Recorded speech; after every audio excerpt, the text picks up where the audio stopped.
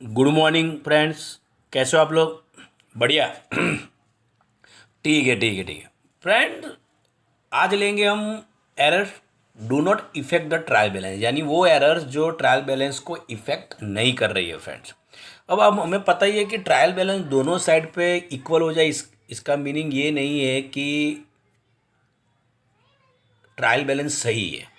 हो सकता है कि वो एरिथमेटिकली यानी मैथमेटिक्स वाइज देख देख लिया जाए तो वो सही हो सकता है, बट दोनों साइड पे टैली हो जाए तो we can not say that the accounts are perfectly correct. तो at some times some accounting errors exit even if the trial balance tally, यानी कई बार होता है कि दोनों साइड इक्वल हो जाए ट्रायल बैलेंस, फिर भी एरर्स तो होती ही है। तो जो भी एरर्स जो ट्रायल बैलेंस को इफेक्ट नहीं कर रही है, the errors do not effect the trial balance, वही हम यहाँ पे अब डिस्कस करेंगे। तो वो रिसिप्ट साइड पे हो, बराबर, कस्टमर पे और पेमेंट साइड हो सकती है, ट्रेडर्स है, वाउचर्स है। तो वो परचेज सेल्स के बारे में, एसेट्स के बारे में कहाँ से भी मिस्टेक्स हो सकती है, तो उसको हम रेक्टिफाई करेंगे। तो कौन कौन सी एरर्स होती है कि जो ट्रायल बैलेंस को इफेक्ट नहीं करती है? तो friend, first one is errors of omission. Omission का मीनिंग ये हुआ कि अकाउंट्स में आपने उसकी एंट्री डाली ही नहीं है, यानी आप एंट्री डालना ही भूल गए, तो उसको बोलते हैं एरर्स ऑफ ओमिशन। यानी जर्नल एंट्री नहीं डाली आपने, अदरवाइज सब्सिडरी बुक्स में कोई लेजर पोस्टिंग यानी एंट्री डाली ही नहीं है आपने, यानी भूल गए आप। यानी transaction which are totally omitted, यानी लिखना ही भूल गए आप, तो उसको बोलते हैं एरर्स ऑफ ओमिशन। तो सीधी बात है, उसको रेक्टिफाई करने के लिए आपको वो जर्नल सब्सिडरी बुक्स जिसमें भी एंट्री डालनी हो वो आपको डालनी पड़ेगी। तो फ्रेंड, ये बहुत ईजी था, बराबर। यहाँ पे एक एग्जांपल भी दिया है, कैश सेल्स है 2000 का, लिखना भूल गए थे, तो cash account to sales account, correct है। अब दूसरी है एरर्स ऑफ प्रिंसिपल्स। अब एरर्स ऑफ प्रिंसिपल का मीनिंग है, यानी आपके जो अकाउंटिंग प्रिंसिपल्स है, यानी पर्सनल अकाउंट के, रियल अकाउंट के, नॉमिनल अकाउंट्स के, तो आपने वो प्रिंसिपल्स को फॉलो नहीं किया हुआ है। तो because of the amount of the transaction it is same, but instead of one account and another account is debited और क्रेडिटेड। यानी यहाँ पे हो सकता है कि आपने डेबिट क्रेडिट अमाउंट तो करेक्ट कर लिए, यानी एरिथमेटिकली ट्रायल बैलेंस में वो रिफ्लेक्ट नहीं होगी एरर्स, पर अकाउंट रॉन्ग ले लिया है, यानी आपने गलती से दूसरे के अकाउंट में डाल दिया है। तो आपने मान लो कि यहाँ पे एग्जांपल दिया 20,000 की मशीनरी परचेज की, तो आपको मशीनरी अकाउंट में डेबिट करना चाहिए, गलती से आपने परचेज अकाउंट में डेबिट कर लिया, तो फिर इसको रेक्टिफाई करना, पर ये ट्रायल बैलेंस को इफेक्ट नहीं करेगी। 600 कमीशन रिसीव्ड है फ्रॉम रही, तो हम हमको कमीशन अकाउंट में क्रेडिट करना चाहिए। तो मान लो कि आपने गलती से रहीम अकाउंट में क्रेडिट कर लिया है, तो फिर तो वो ट्रायल बैलेंस में रिफ्लेक्ट नहीं होगी, ट्रायल बैलेंस आपका दोनों साइड टैली हो जाएगा, पर गलती तो है ही। चलो ठीक है, तो ये हो गई फ्रेंड्स, यहाँ पे उसको एक रेक्टिफाई करके भी दिया हुआ है। फिर फ्रेंड, एरर्स ऑफ डेबिटिंग और क्रेडिटिंग रॉन्ग अकाउंट, यानी गलती से दूसरे अकाउंट में डेबिट और क्रेडिट कर दिया है।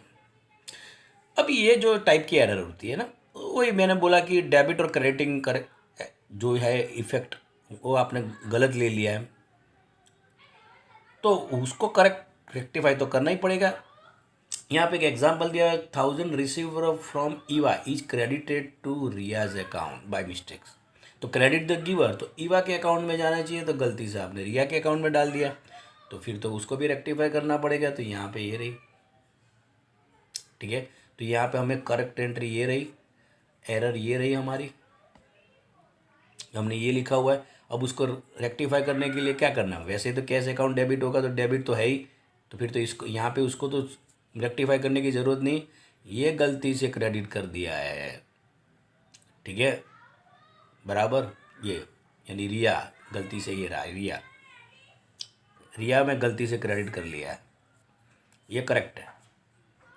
तो उस जो क्रेडिट गलती से कर दिया उसको डेबिट कर लो, और जो सही है उसको क्रेडिट कर लो, डन। तो ये बहुत ही ईजी है।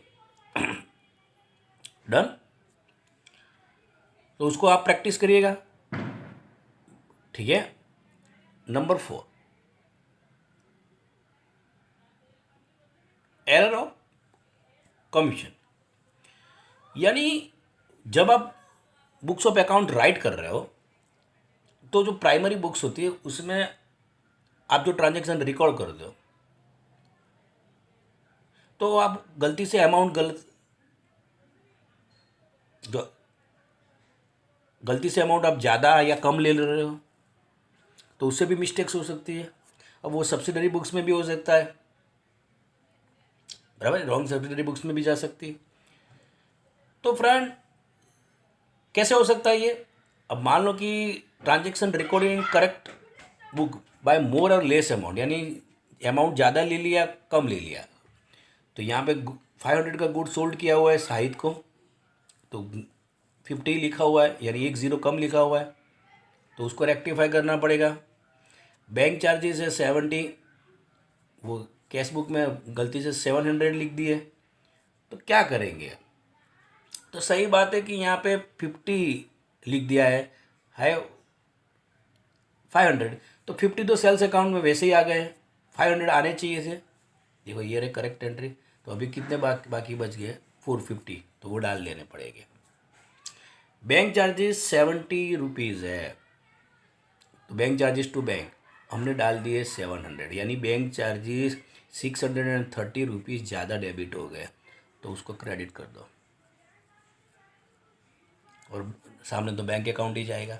सीधी बात है ना। फिर से बैंक चार्जेस डेबिट होने चाहिए 70 रुपीज़, डेबिट हो गए 700 रुपीज़, यानी 630 रुपीज़ ज़्यादा डेबिट हो गए, तो उसको क्रेडिट कर लो यहाँ पे। डन। अब a transaction recorded in wrong subsidiary books, यानी गलती से दूसरी सब्सिडरी बुक्स में चली गई, यानी सेल्स परचेस में चला गया, सेल्स रिटर्न परचेस रिटर्न में चला गया, यानी उस टाइप की कोई भी एरर्स हो। अब मान लो कि यहाँ पे goods of ₹800 sold to Payal is recorded by mistake in purchase book, गलती से। तो करेक्ट एंट्री क्या है आपकी? Payal to sales.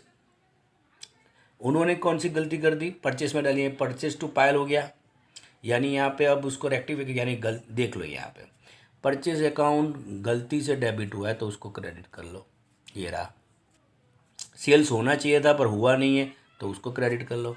तो सीधी बात है, सामने कौन सी पार्टी है? पायल। यानी परचेज क्रेडिट क्यों हुआ? क्योंकि गलती से डेबिट हुआ है। सेल्स क्रेडिट क्यों हुआ? तो वो तो होना ही चाहिए था। तो पायल, दोनों की अमाउंट तो सीधी बात है पायल में ही जाएगी। डन।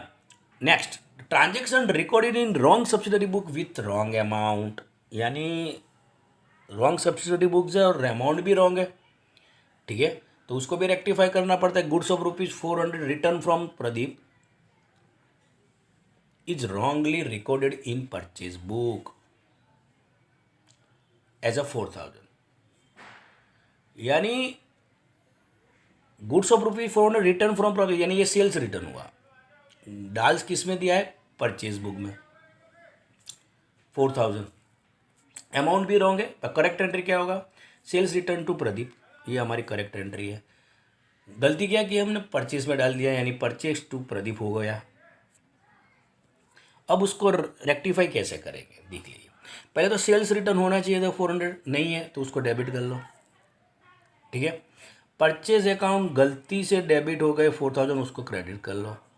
और प्रदीप में क्रेडिट डेबिट होनी चाहिए 400, यहाँ पे 4000 क्रेडिट हो रहा है, तो उसको रेक्टिफाई करने के लिए आप 3600 डेबिट कर लो।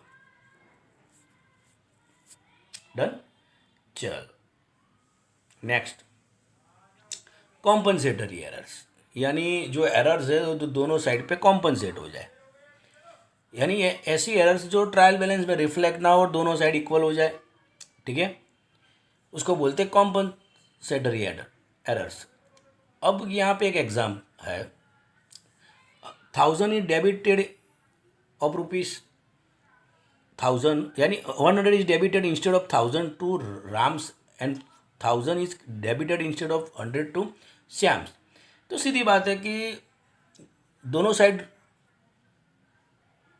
मिस्टेक्स हुई है, सेम अमाउंट से कॉम्पनसेटरी एरर हो गई। तो सीधी बात है कि राम और श्याम में दोनों में 900 डेबिट क्रेडिट करने पड़ेंगे। यहाँ पे 100 इज डेबिटेड इंस्टेड ऑफ 1000, यानी कम हुए तो उसको कर दो। किस में थे? तो राम में थे। यहाँ पे 1000 डेबिट हो गए इंस्टेड ऑफ 100, तो सीधी बात है 900 क्रेडिट कर लो। तो ये आपकी कॉम्पनसेटरी एरर्स हो गई। ठीक है, तो फ्रेंड इस तरह से आपकी एरर्स को आपको रेक्टिफाई करना पड़ेगा। ठीक है, उसकी प्रैक्टिस करनी पड़ेगी। डन। तो ये वाले वीडियो में फ्रेंड्स इतना ही। Have a good day.